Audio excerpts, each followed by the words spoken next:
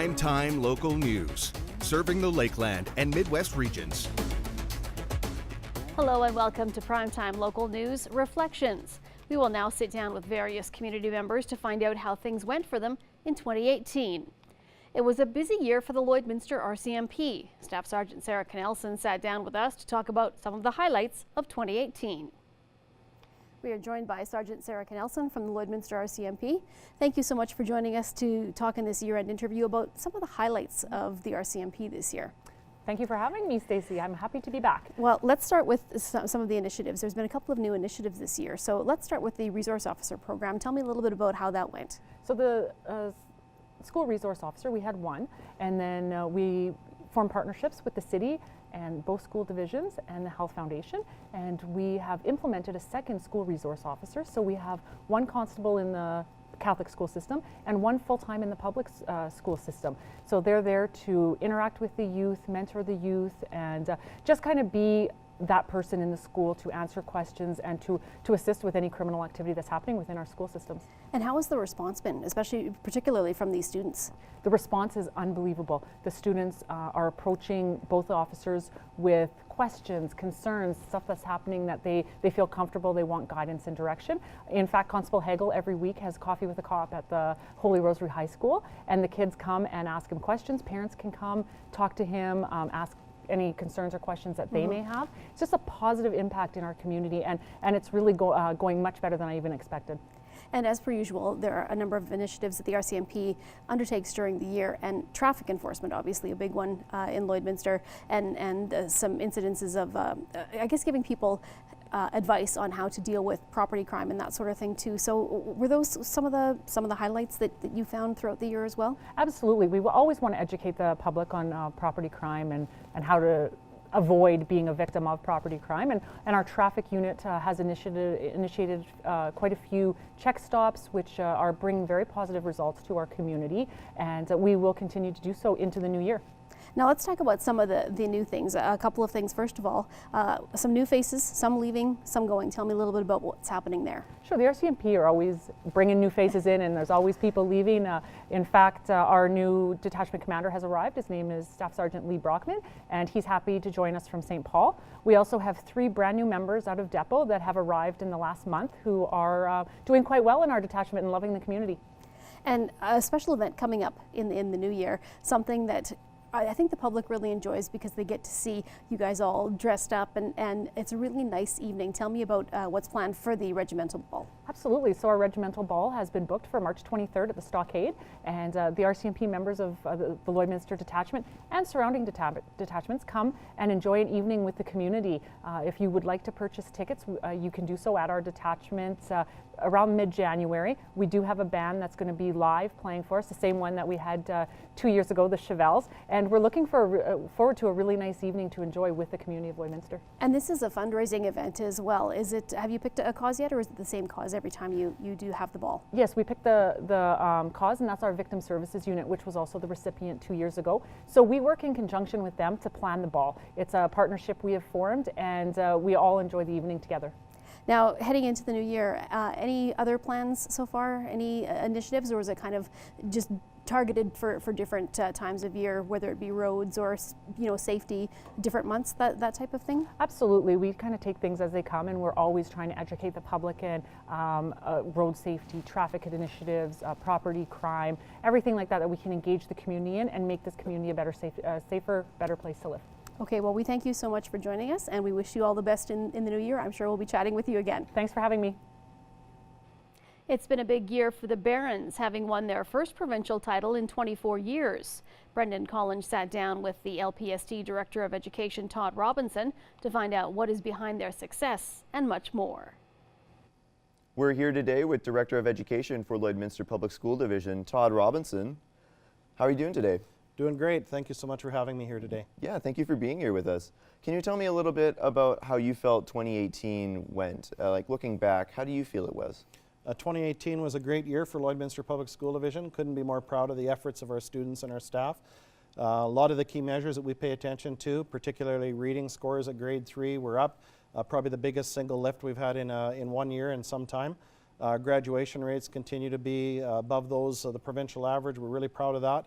We had some nice facility additions with some portable classrooms at Avery School, and looking forward to enhancing the program there. And athletically, I mean, a real highlight would be recently our Comp Boys Barons were provincial champions, first time since 1994, and first time with an undefeated season. So very proud of those young men. Yeah, that Barons update was really exciting because I know this is the first time in Sure was. a very long time. So tell me a little bit about what you think all this success is driven by. Well, I think the success is driven by primarily great kids, supportive families, but first and foremost, it's the efforts of our staff that call their schools their home each and every day. Couldn't be more proud of our administrators, our teaching staff, our support staff, everybody. It takes a team to get the results that we're getting, and certainly that's at the front of all of our successes. Is there a certain aspect or period in the past year that you feel is your favorite part or something that really stands out? You know what? It's really difficult for me to pick a favorite spot. I think there's different periods of the year where certain groups of kids have success, whether it's our band programs, whether it's our athletics, but certainly we're in it around learning. Graduation's tough to beat. Watching our students cross the stage and go on to other parts of their life.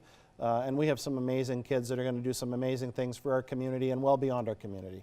Yeah, it's really admirable to see that you're so dedicated to the success of your students. So what are you looking forward to come 2019? Well, for 2019, I'm looking forward to much the same. You know, as I said, we were super proud of 2018. We're always looking to improve on the things that we're working on. We're trying to get more kids to read at grade level by grade 3. We'd love to see more kids graduate come June. And certainly we want to see kids achieve successes in the things that they're great at, whether it's skills competitions or music, band, or athletics. It's all of those things. And so 2019, I'm sure, will be another year where we are humbled by the skills of our students. And I know that Christmas is a time where I feel thankful for a lot of things in my life. Tell me a little bit about what you're thankful for. Yeah, in my life, family is number one. And so this time of year, we look forward to getting together with our kids. We have a daughter that was married last summer. I have one that's in university right now and one that's in grade 12. We lead busy lives, so at Christmas it's an opportunity to just kind of kick back, relax, and enjoy each other's company. And we always culminate it with a big celebration at my mom and dad's place on Christmas Day. Something we've done for as long as I can remember, and something that I'm looking forward to. Yeah. Is that so? You would say that that's your family's big Christmas tradition? Is just a good old Christian, like a Christmas at your parents' house? Yeah, you know what? It's pretty plain. We don't do a lot of traveling, but we spend a lot of time just playing games, enjoying each other's company, and just investing in each other. So to me, that's what Christmas is all about. Yeah, that's wonderful. Yeah. All right. Thank you so much for being here today, Todd. Appreciate the opportunity. Yeah, it was wonderful to have you. And thank you guys for joining us. This has been Todd Robinson, Director of Education for Lloydminster Public School Division. And we'll be back right after this break. Stay with us.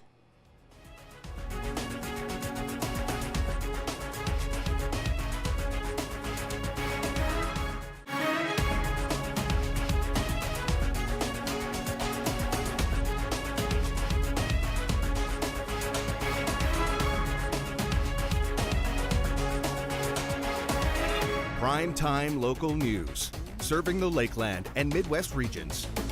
The Christmas season is a time where many people feel thankful.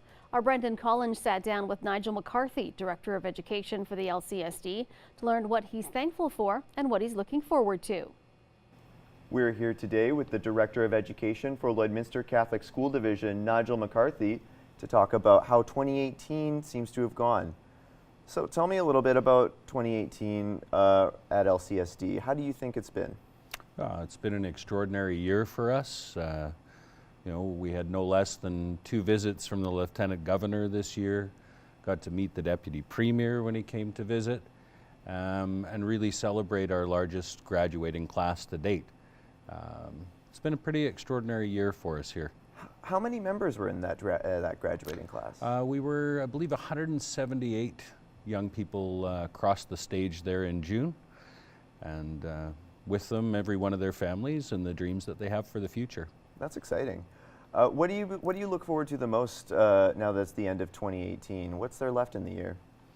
Well, I think over the last few days, it's the more than 2,000 students who just got to sing. And the feeling that that brings to Christmas of children as young as 4 getting up on a stage and really having the opportunity to give back at Christmas to their own families.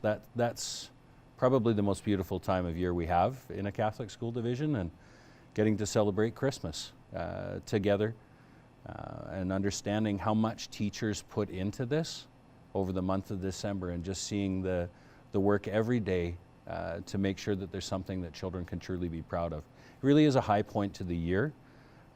So for us now, it's a time to rest for a few days and to come back full of passion in the start of 2019. Now, going back to singing on stage, was that something that you took part in? No, I don't get up there anymore. I did sing in a choir when I was, in later elementary school. So yeah, it does bring back memories from being in school yourself. But I don't think I'd be the lead chorister anymore. Although I'm sure you'd still be very good.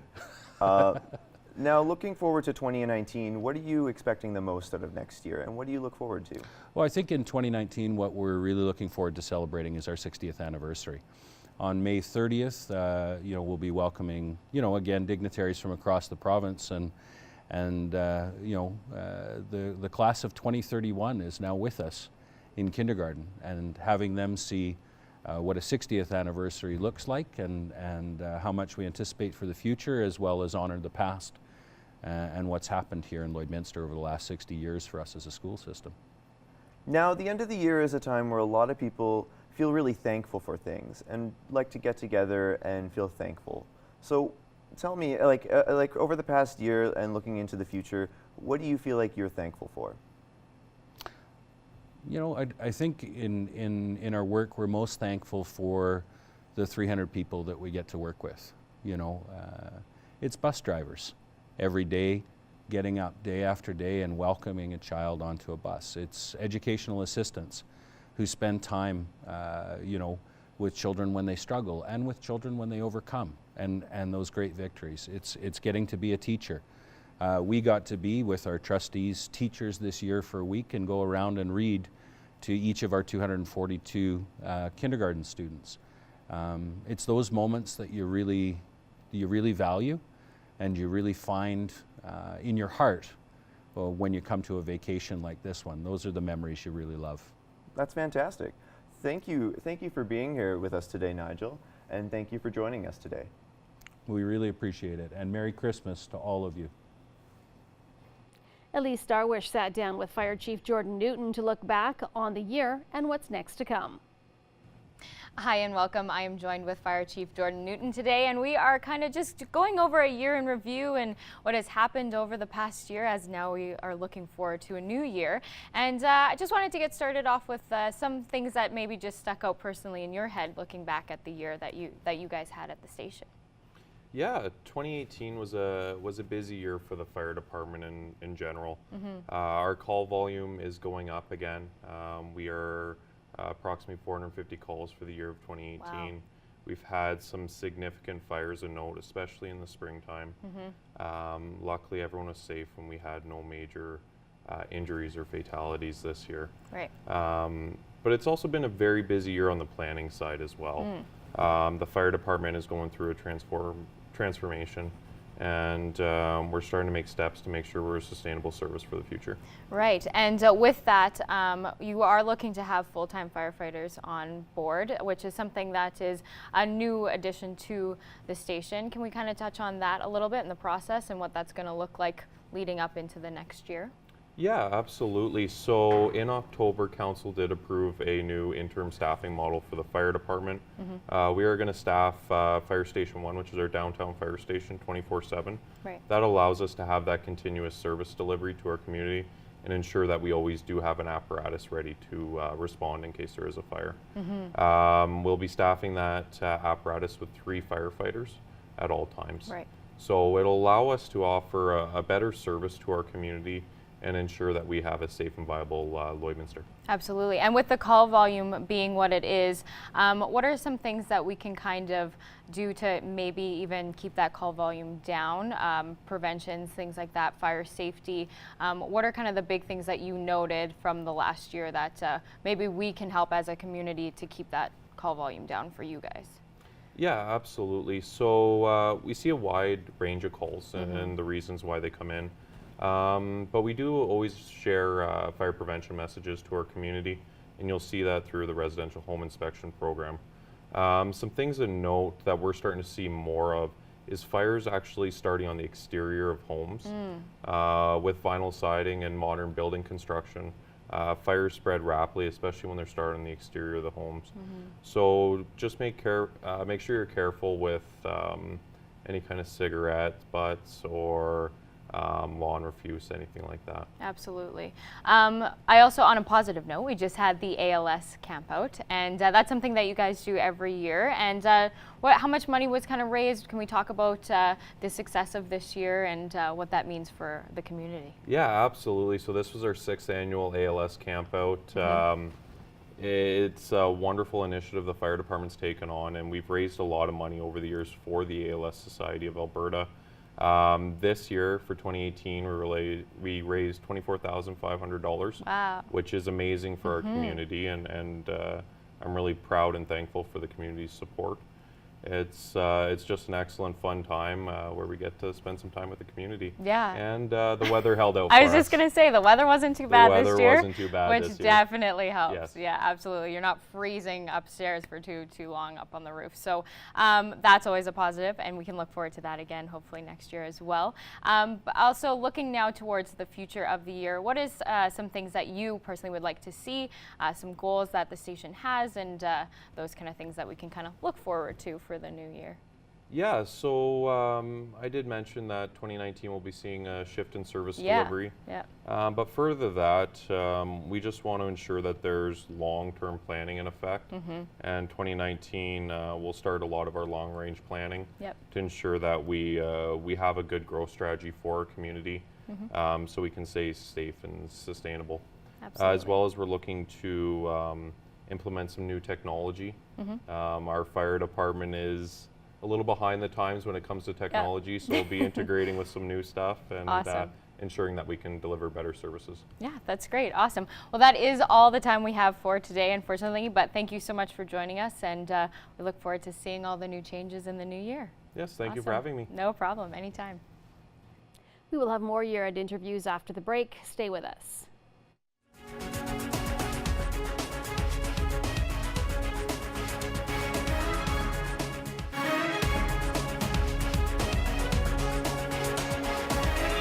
Elise Darwish sat down with Cam and Becca from the SPCA to talk about some changes to come in the new year. Hi and welcome. I am joined with Cam and Becca from the SPCA today, and we're doing a bit of a year in review and looking to the new year and all that kind of exciting stuff around the holiday season. Thank you guys for joining us, by the way.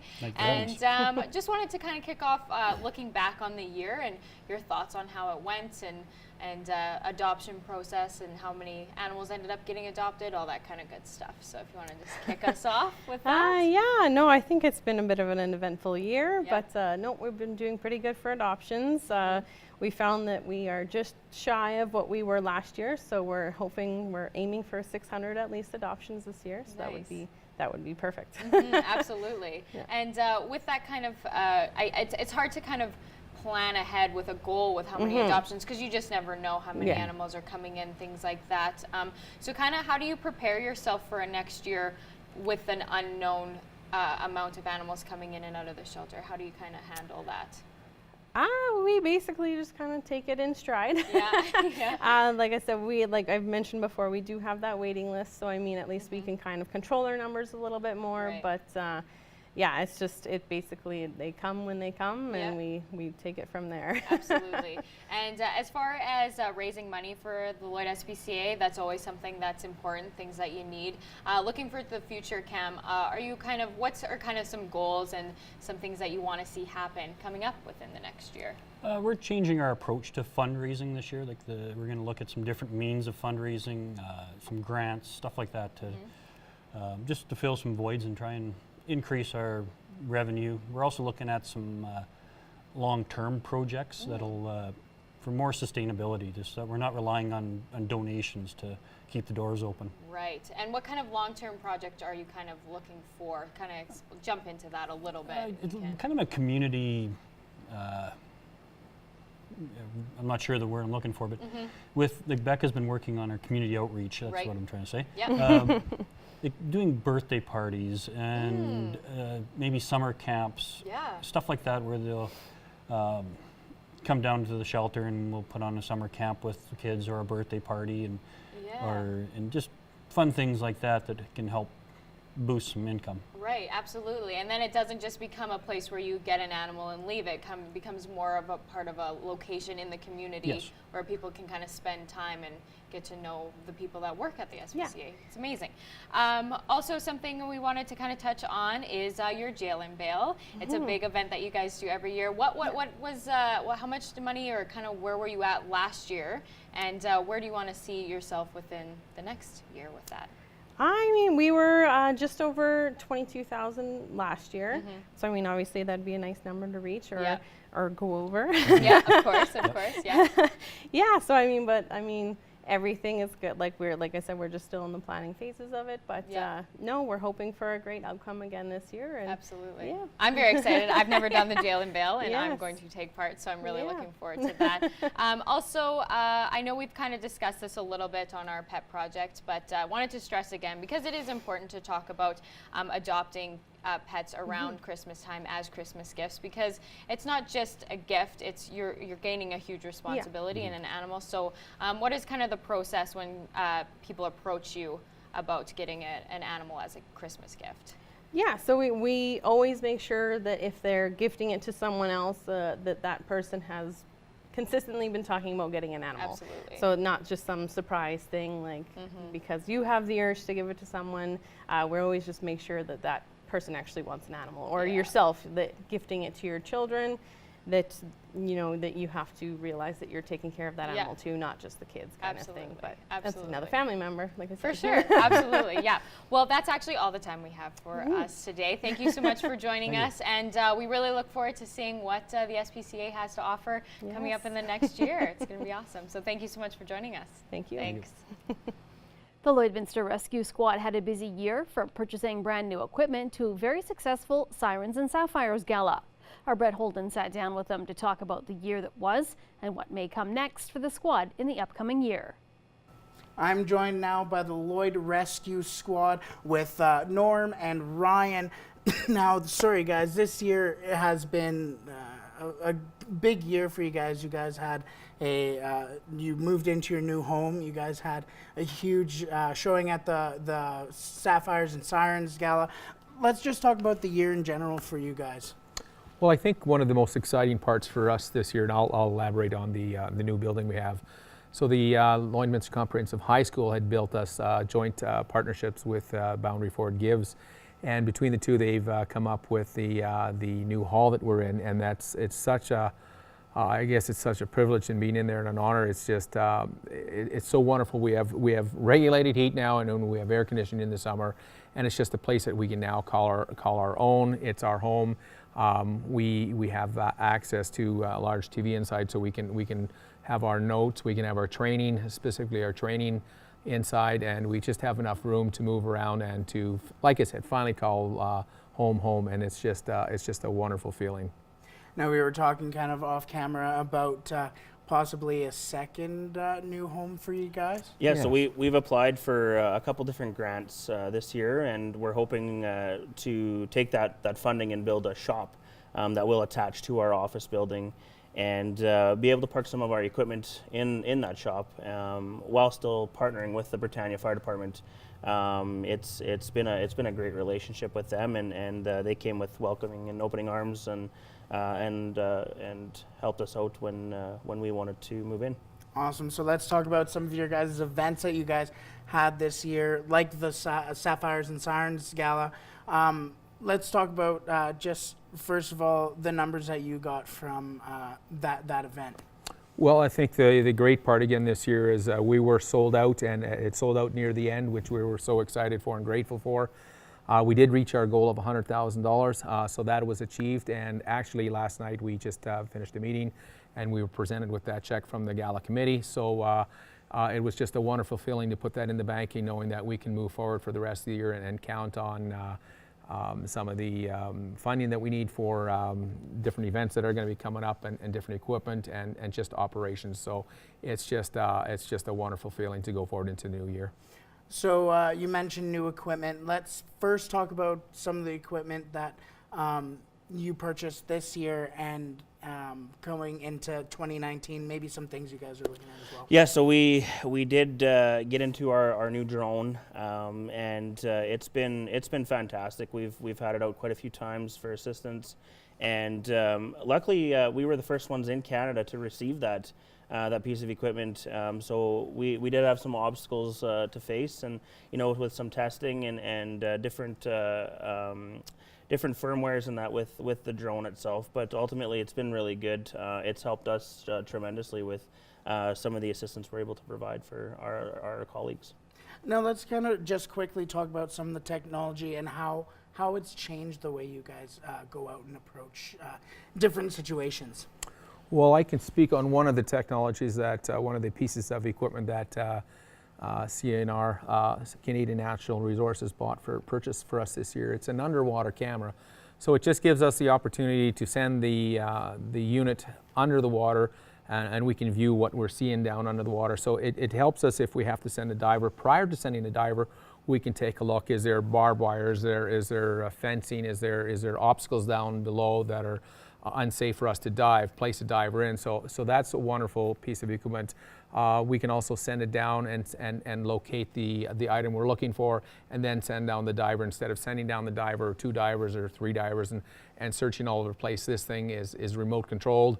It can go within it's got 350 feet of tether of wire tethered to it. So it just gives us that safety aspect, and it just gives us that extra eyes to look around prior to sending in divers. And with the drone, when we have say a semi-rollover that's carrying dangerous goods, we can send the drone up with this new camera that we have. It's got 180 times zoom, so we're able to read placards or check the patient or the driver of the vehicle, which helps us and keeps us out of harm's way. So it's certainly a benefit for our organization. Perfect. Well, we want to thank you guys for coming in, and here's to an awesome 2019. Awesome. Thank you for joining us. Thank you. We will return with more year-end interviews after this break. Stay with us.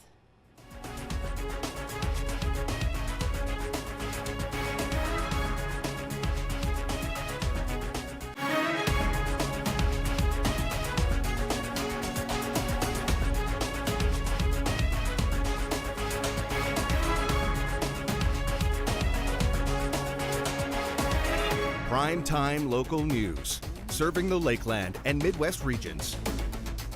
Over the past year, the Lloydminster Interval Home has been making major strides within the community by starting conversations about family violence. Michaela Henschel sat down with CEO Angela Brooks-Trotzek and finds out how a simple conversation can lead to something bigger. All right, as we continue our year in review, I am now joined with Angela Brooks-Trotzek, CEO at the Lloydminster Interval Home. So thank you so much for taking the time and sitting down with us today. Let's get right into it, because it was a big year for the Interval Home. You guys have always been a part of the community, but this year there was almost more initiatives to get the community involved.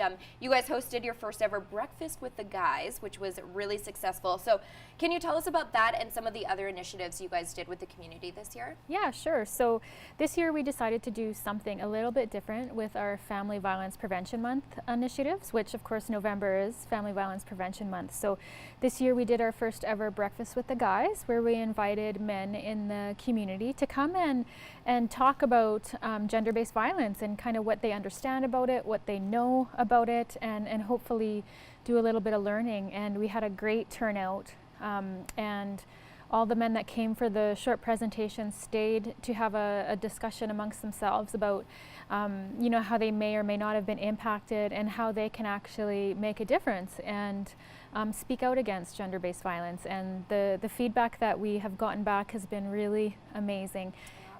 There's been amazing impact made by just having one breakfast and allowing the conversation to happen, and we're excited to have some further initiatives kind of roll out of that initiative as well into the new year. So we'll be kind of planning for more, actually. That's just great. From that initiative. And then we had our Youth Lead Change YLL, which was kind of the same purpose or same scenario as Breakfast with the Guys, but it was just youth. So we got youth together and asked them to kind of talk about what gender-based violence means to them, relationship violence, and how it impacts them, and how they can actually lead change in their peer groups. And really all of these initiatives were around leading change. And it's an overall initiative that we are doing at the Interval Home called Leading Change Lloydminster. And it really is about having the discussion, opening the discussion about gender-based violence, and in particular how the male voice can be brought into that discussion, and you know, with a really unique vantage point. We also had a community conversation cafe, and so that was bringing the community together, kind of the same purpose, having a conversation and how we can make impact against gender-based violence. So yeah, that's great to see. And another big focus for the Interval Home is the elder abuse. This is obviously an all too common issue still. So what are some of the initiatives you guys did for elder abuse in the community? Yeah, so we actually probably in about beginning of 2017, maybe spring 2017, we got together with a group of agencies in the community who all have an interest in reducing elder abuse. So this isn't just a Lloydminster Interval Home initiative. It's a community-based initiative that brings together organizations who are interested in learning more about what's happening surrounding elder abuse in our community and making a difference. So we actually put together a grant proposal and received some money to do a deep dive and learn what's happening in our community about elder abuse, because how can you fix something when you don't really know what's happening? So rather than kind of just jump in and try to start fixing things, we started with a really comprehensive needs assessment. We were able to identify gaps in service delivery, but also in community collaboration. So as a group, we're actually called the Lloydminster Elder Abuse Prevention Committee, so otherwise known as LEAP, and we actually are working towards reducing elder abuse in our community. So we've done all the hard work of learning what's happening out in the community. The next step is to impact it. So that's what we're looking to do in the new year. So we're pretty excited to be working as part of the group that's trying to make a difference in elder abuse. Definitely. And can you tell us a little bit about some of the challenges you guys faced this past year as an organization? Yeah, you know, being a nonprofit is always challenging, because you're fundraising and you're relying on government grants. So that's, you know, nothing new to the Lloydminster Interval Home. Unfortunately, over this last year, we've continued to see a rise again in our turned away numbers. And so essentially what that means is we are too small and we don't have the space to accept the people that are requesting coming into shelter. So as of October 31st, we are turning away, and I don't know how you half a person, but the numbers are 4.5 people per day. Yeah, so rounding that up to 5 people per day. And we're projecting to see about a 21% increase over our turnaways the previous year. And that's just strictly due to lack of space. So certainly that is our biggest challenge and the one we are most focused on over the coming next year. All right. Well, unfortunately, we're out of time. So I just want to thank you for coming in, and hopefully, you know, we see more great things next year from you guys at the Interval Home. So thanks so much, Angela, for joining us today. Thank you. Elise Darwish sat down with Dr. Richard Starkey to look over the positive points from the year. Hi and welcome. I am joined today with Dr. Richard Starkey, MLA for Lloydminster and Vermilion. Thank you so much for joining us today. It's great to be here. Great. And we're kind of just talking about a year in review, looking back on some things that have happened through our local community and stuff like that. So I kind of wanted just to get started on, it's a lot to go to kind of unravel a year, but kind of those things that kind of stuck out in your mind that were really positive for the community. Well, you know, we are still in the process of, you know, working our way out of the downturn in the economy that we've seen, and it's certainly been one that has affected Lloydminster because we're heavily involved in the service sector, and especially with the heavy oil sector. You know, there are some encouraging signs, to be sure, but recovery is not a robust one. It is a sort of a slow and stop and start one. And the other concern, and certainly one that I was involved with a lot, is the new methane regulations. The climate leadership plan that the provincial government has brought in calls for a significant reduction in vented methane, and that's a good thing. Methane is a very potent greenhouse gas, but it has to be done in such a way that it doesn't negatively impact the industry. And so we've been advocating on that front as well. Right. And with that specifically, what are kind of your goals and what would you like to kind of see happen in that specific area? Well, in that area, we have to be innovative and work with industry to make sure that, you know, the new regulations that are brought in aren't so restrictive that it affects industry's ability to still do what it does best. And the other thing is there's a lot of innovation that can be done, and it can be done on a number of different levels, down right to the individual well site in terms of reduction of methane emissions.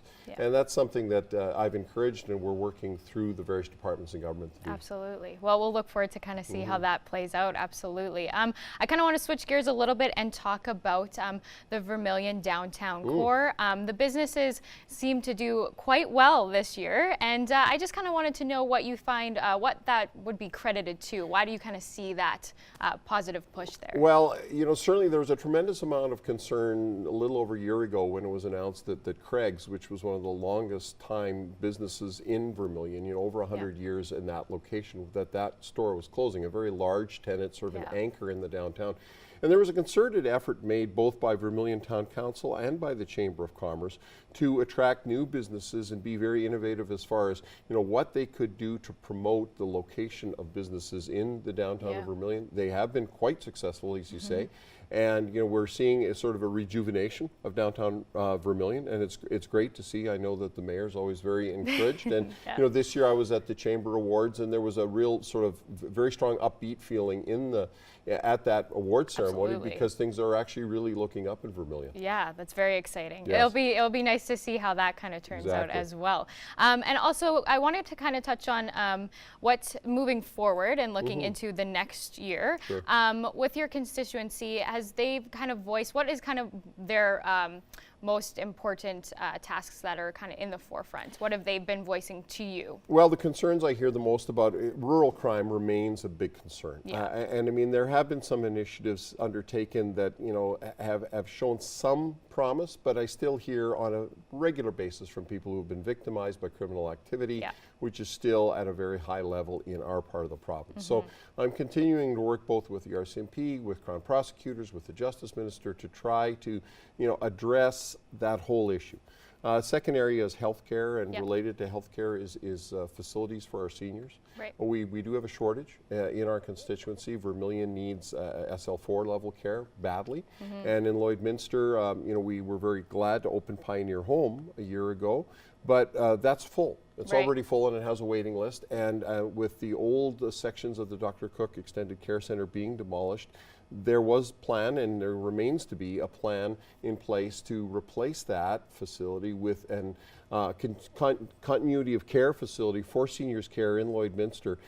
We haven't seen a lot of progress there yet, and I continue to press the health minister on that front. Awesome. That's great. Well, we could be talking about this for hours. That is all the time we have. I want to thank you so much for coming in and kind of talking about what we have seen over the year, and I look forward to seeing what happens next. So thank you for coming in, and we appreciate your time. Thank you. We will be back after this commercial break with more year-end interviews.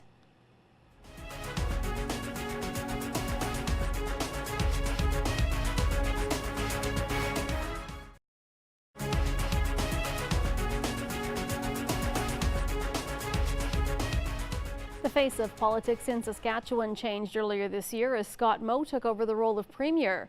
Here to reflect on that change and some of the challenges Lloydminster saw this past year is MLA Colleen Young. Well, as we continue our year in review, we are now joined with Colleen Young for the constituency of Lloydminster on the Saskatchewan side, MLA. So thank you so much for joining me in studio today. We really appreciate it.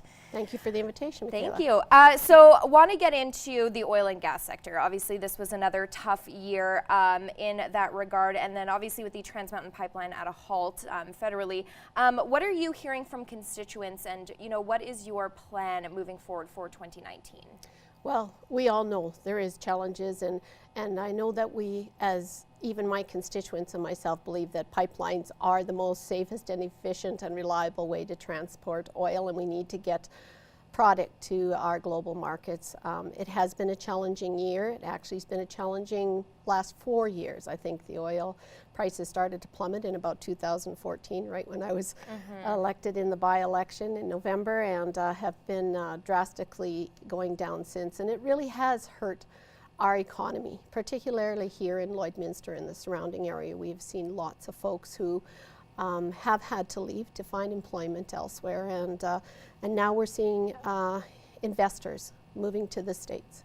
And but Saskatchewan has stepped up and provided some incentives and tried to continue to invest or support our oil industry here in the province.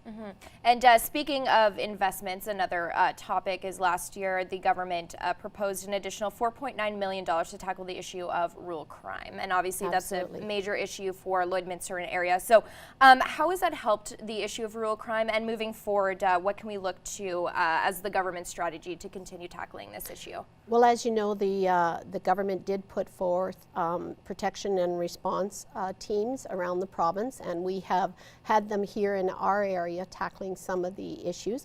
We've also retrained some of our conservation officers and highway traffic officers in order to be able to assist the RCMP and police in attending to rural crime in the areas and being able to arrest people and detain them as well. And I think we have seen a significant decrease in numbers. There's no doubt there's still challenges. As we just talked about the economy being down, there's people resorting to drugs, and we have some people with mental health issues in our area particularly that are using drugs as a way to deal with some of their anxiety and their stress, and that has caused some criminal activity in the area as well. But our protection and response team and our additional officers have made a difference in the area. Great. And so for you and for the area of Lloydminster, what has been some highlights this past year? I think, as you said, addressing the rural crime, that has been an additive there as well. Our government has continuously stood up for our farmers in this area, and farming, as we know, is half of our GDP in this country, and we need to assure that we assist them. And with our government stepping forward and pushing the federal government on Bill C-49, which was the Transportation Modernization Act, to get rail cars out there. Our farmers saw challenges in the spring of getting their product to market, and our government pushed the federal government to increase those number of rail cars, and we were able to help, and see a $13.9 billion exports of our farm products. Yeah, definitely a big triumph. And so last year, Brad Wall announced his retirement, and then Scott Moe was then sworn in last February. So what was that transition like for you, and how do you think the province is looking under his leadership? It was an interesting time back in January with the number of candidates running for leadership of our government, and it was an interesting process throughout the whole time, but I think that we have a strong leader in Scott Moe, and he has done all the right things, I believe, for the people of this province, and continued to stand up wherever need be, whether it was with the federal government or against other provincial premiers, in regards to making sure that the decisions we make as a government are right for the people of Saskatchewan and our economy. All right, well, we will leave it with that. Thank you so much for making the time and sitting down with us today. We always look forward to chatting with you. Thank you, Michaela, and I wish you and everyone a very Merry Christmas and all the best in the coming new year. Thank you, you as well. We'll be back right after this break. Stay with us.